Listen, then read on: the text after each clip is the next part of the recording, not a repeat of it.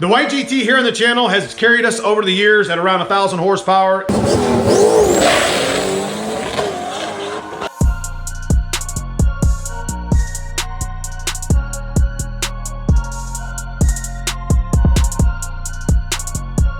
It's sad to see it go, but today's a big deal. We got an engine, we got a transmission, got a budget time, got a budget money and family, and today, well, overdue, but at least we're getting to it.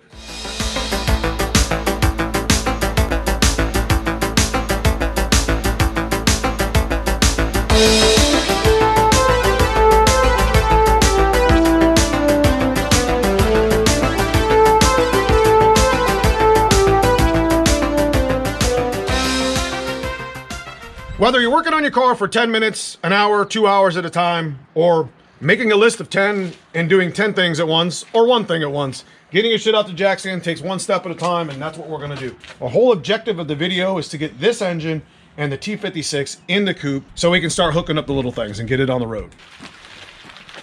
Sucks, we gotta turn that coupe around so we can pick the motor and put it right in.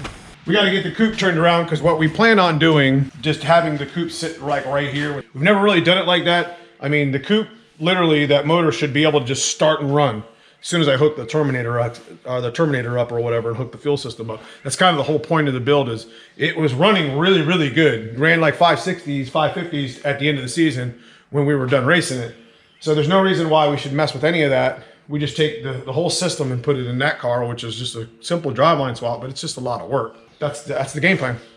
We got the arms set up. Yeah. Here on the lift. Let's just go ahead and go up with it. I think it's going to probably be better if we just go ahead and take this driveline out the bottom. That's the way we initially said that we were going to do it anyway. And the nice thing is I can go ahead and roll it out from underneath the car and pick it up with the picker and put it right in the black GT without even, or put it right in the black coupe without even removing the transmission, which would be a big win because it's a lot of work. I mean, it's not, but I'm trying to save time here and get the whole. All we want to do is get the driveline in. Damn it, we'll get there.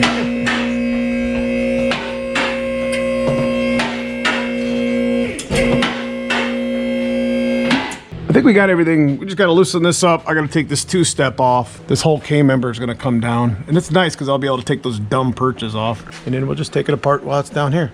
Not a super fancy video, guys, but you know what? A lot of work has to happen here, and I couldn't do it without my guys. All right, so we had a couple little bit of snags with the build here, or the extraction. We had a ground wire. We had some random stuff that we had forgot that we hooked up.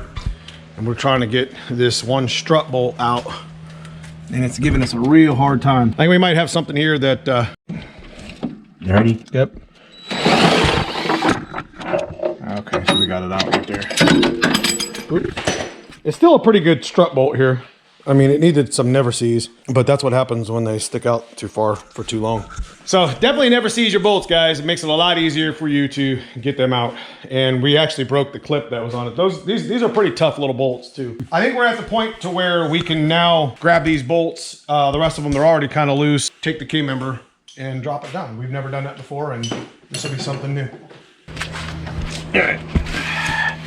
All right, so we got the cross member loose, and nice thing about having solid motor mounts is it's not really moved at all. We're gonna get it down and put it on this car dolly so we can pull it out of the out from underneath of it. So these are the rear K-member bolts. You can already see the engine carriage move. Yeah, look at that. So like I said, this is gonna be the first time on the channel that we've ever pulled a engine out from underneath the car. Nope.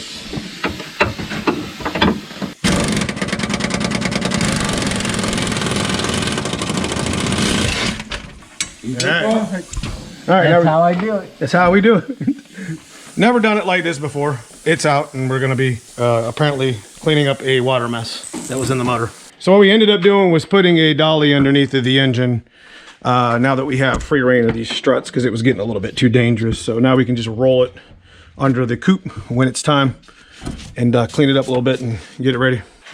Watching the struts.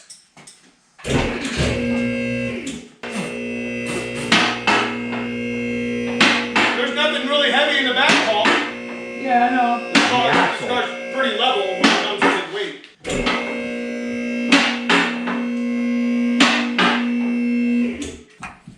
Nice. Look at that.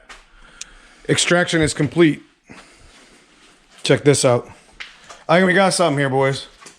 Running and driving driveline. Ready to go. Here, there. Yeah, that's better. Yeah? More straight. Way more straight. Perfect. I like it. Wait. See, look at that. That's awesome.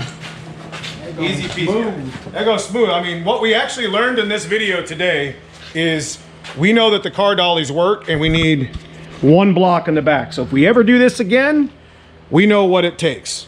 And it doesn't take, we got a 2x4 in the front and a block in the back. You got a nice level little thing. This is probably something we will do again one day with another driveline that works just like this. But unfortunately, we got to retire the white car. We've been talking about it for a long time here on the channel, and I'm not happy about it. They're not happy about it, but we're very happy about this.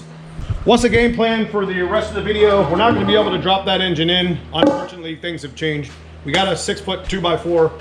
We're going to take the other 2 car dollies that we got and 2 cement blocks, and we're going to set the car literally on this 4x4 right here.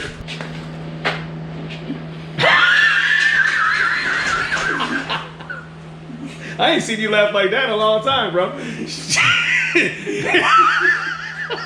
Anyways, it'll allow we have a little bit of fun here. I had to edit that one. It'll allow us to turn this coupe around and do exactly what we just did with the white car. And this will save us a lot of time. Everything hooked up, already works. I talked about it 15 times already. We can put the drive shaft in, set the axle up. And at that point, we're working on, brake lines, we're working on fuel lines. And, I was hoping to get this done in this video, but we just know it's not going to happen, and that's okay. That's okay. Got really far, but we're not done yet. Got a car to get off the lift. Now, we're gonna put this over top of this. It shouldn't hit any of the ground effects. It should go right on the rail. So go ahead and start bringing it down, Paul.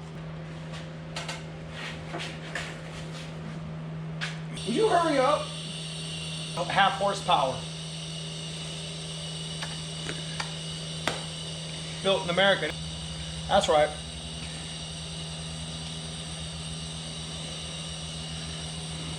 Okay, brothers, go ahead and bring it on down. There ain't no way it's coming out unless it breaks the board, but I doubt it will.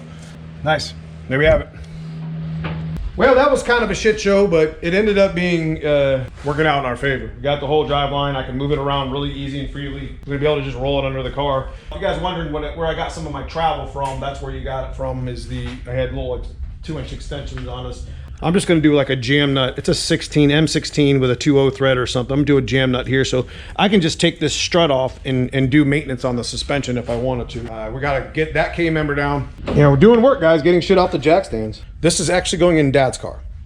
Not the Flaming River rack. We'll probably end up putting that on the coupe eventually, but we're gonna put the Team Z in there because that's kind of one of our next videos. We got some goodies coming for Dad's car, which we already have them here.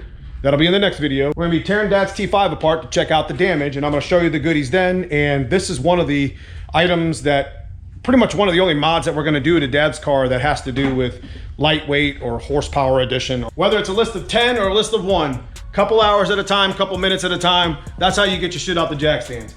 Next video for this, we're gonna be installing it and mocking it all up. And we just saved a whole lot of work here. If you guys enjoyed this sort of video, give me a comment below, let me know what you think. If you get a chance, check out that join button, become a member of the channel. It helps to do things like this and bring content to you guys here on the channel. I love y'all, I appreciate you guys. We will see you soon in the next video where we're gonna be talking about T5s.